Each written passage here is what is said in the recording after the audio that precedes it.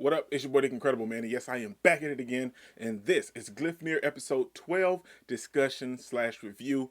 And now I'm starting to see the clear picture. Let's get into it, man. I don't think I do it good, no, I think I do it great. They would do it if they could, they can't do it so they hate. Everybody wanna look, but nobody wanna play. Stealing eyes. Boy, oh boy.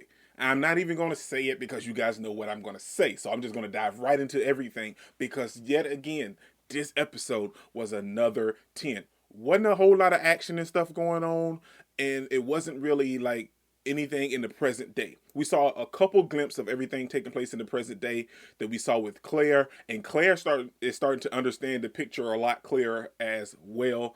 And but this episode was mainly a flashback. It was a flashback because of the guy and other character that we got introduced at the end of last week's episode, aka I want to say his name was Kaito, and he was a member that we found out of Shuichi's little hangout group.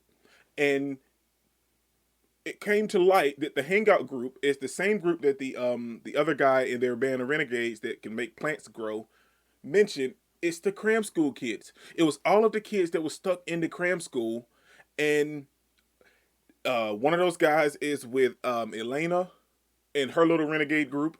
Then we have Shuichi, and then we have the other Kaito guy, and the other two are dead.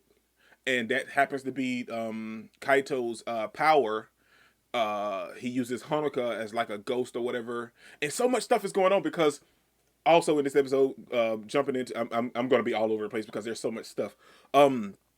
He uses like a ghost type Elena with a huge sword to chop people in half. That's his powers. One of his power because he has 100 coins. Now I don't know what he wants to do with the 100 coins, or if he hasn't used them, but he has 100 coins. They really haven't given us anything to really go off of with that. We know that he has 100 coins. We don't know if he used them already or he just has them in his pocket, but we know he has 100 coins. Now, he uses his power to stop people from trying to gather more coins or whatever. Now, I'm assuming because of everything we learned in this episode, he doesn't care about the entire world anymore or anybody else. And he doesn't want people to gather the coins because the coins lead to turmoil and hurt. And we've seen that countless times already. Some people have been addicted by the powers and they wanted more. Some people have become killers. They started killing people. So these coins are evil, but it's granted it's because of the way that people use them, because they feel like they have this power and they can do whatever they want with these powers. The only thing is Honoka from the flashback is the only chick that we really haven't seen that like she didn't use her powers to gain anything. Like she just transformed into her dead classmate. And boy, oh boy, this episode changed everything in this anime for me. I'm gonna be 100% because I'm fumbling over my words. I'm gonna be 100% because of she didn't gain anything when she transformed. She didn't have anything deep inside her or anything. She just wanted to have a better life. She just wanted to live better because her father had committed a crime and she was being tormented by school kids, and the relatives that took her in didn't seem to care about her, and that all ties into Kaito ending up killing her and him using the coins for his own benefit to create like a ghost of her, and then asking people about her, and if they can't give him the answer, they disappear. And I'm speculating, but I guarantee you that the question is who am I? I think they said that in the episode. You know, like they was like she was asking the people who am I, and then if they couldn't give her the answer, boom, bam. Okay, so that's Honoka asking questions on behalf of Kaito because we know how Kaito felt. In the flashback, when they were little itty bitty kids, we see that Kaito had feelings for Honoka. Honoka, like the other dude that's walking around with Elena right now. Well, Elaine. I don't know why I want to say Elena so bad. But anyway, she had feelings for that dude, and he had feelings for Aiko. So it was all mixed up, and this anime is so true and so real because Kaito had feelings for Honoka, and she didn't notice. Honoka had feelings for this other dude, and he didn't notice. He had feelings for Aiko, and Aiko was dealing with some stuff in her own right, and she ended up killing herself. Honoka was her friend, and she knew that she was dealing with this stuff, but she couldn't save her. She wanted to, but she couldn't, and she ended up killing herself. So in that perspective, she took the coins that could grant wishes, and she became Aiko. Now she became Aiko because it bettered her life and it saved the people in Aiko's life the hurt, which like was her boyfriend. He wouldn't be hurt that Aiko had killed herself. Shuichi and Elaine wouldn't be hurt that she killed herself, and her parents wouldn't be hurt that she killed herself. So nobody knew. It was just her and the alien. And the alien seems to really have a strong connection with her as well. I guess because she's the first one to really kind of talk to him, introduce herself to him, and gave him the idea for the coins and the vending machines. So they kind of had a bond as well. And when he found out that she had died, he knew. Um, it was a little hard on him as well. But this all boils down to it being such a real life thing because she done all that to try to satisfy everybody else's needs along with hers because she benefited from it as well. She didn't gain as much as everybody else, but she benefited from it. She gained a loving family and not having to worry about anything anymore, and she got to be with the boy that she always wanted to be with ever since they were kids. So she gained from it, but that wasn't the only thing. She tried to help the people around her because she was a good person. She was a really good person. And Kaito killed her thinking, now they figured it out, like him talking to the alien, following her and everything. He killed her because he thought she killed Aiko.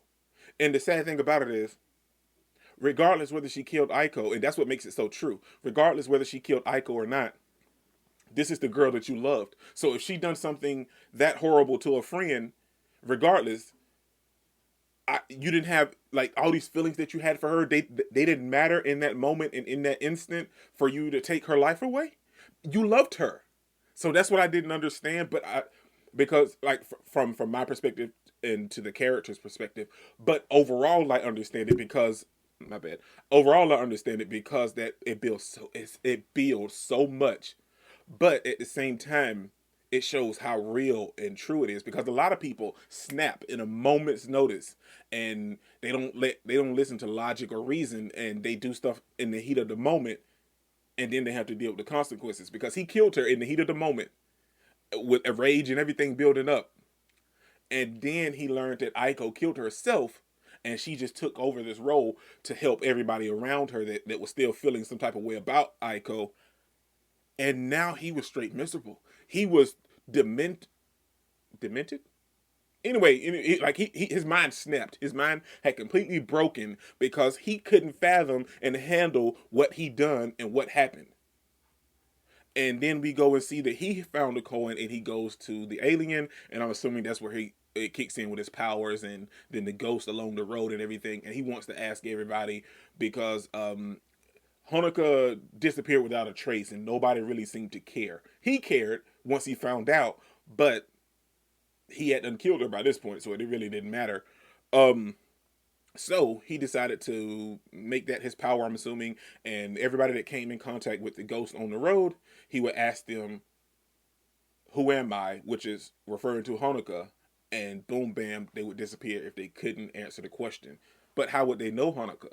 This was like a couple months ago. They would assume that she's dead. She's been missing for so long. So how would they remember who she was? That's just my take on it, but I understand where he's coming from. His mind is snapped, so he's not thinking rationally.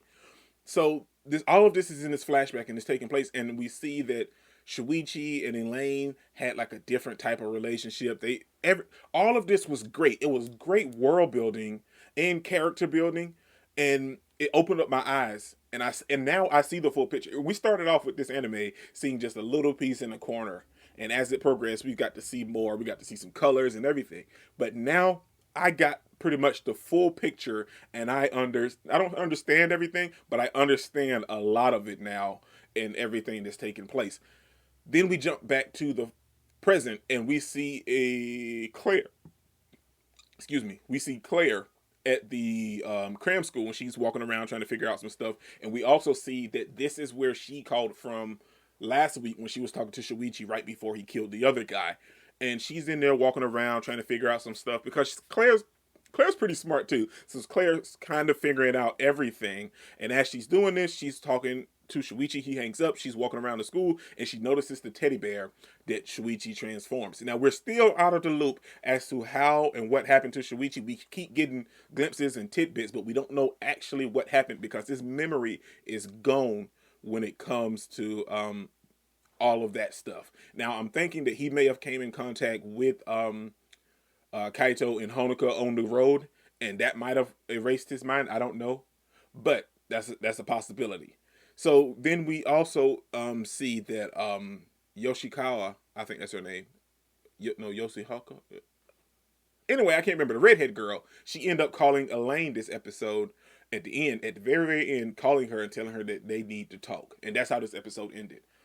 I'm really, really shocked because I love everything about this anime, and it just opened my mind to a whole new possibilities after seeing this flashback. So, I can't wait for episode 13, man. This is What Incredible. Don't forget to smash the like button so you can't smash it anymore. Comment down below, and I'll be sure to respond to each and every one of them, and subscribe. Whew. But only if you really want to, man. And remember, the anime matters, anime is greatness, and anime is life, man. Peace out. It's okay, yeah. I cannot complain because today, yeah, I'm doing my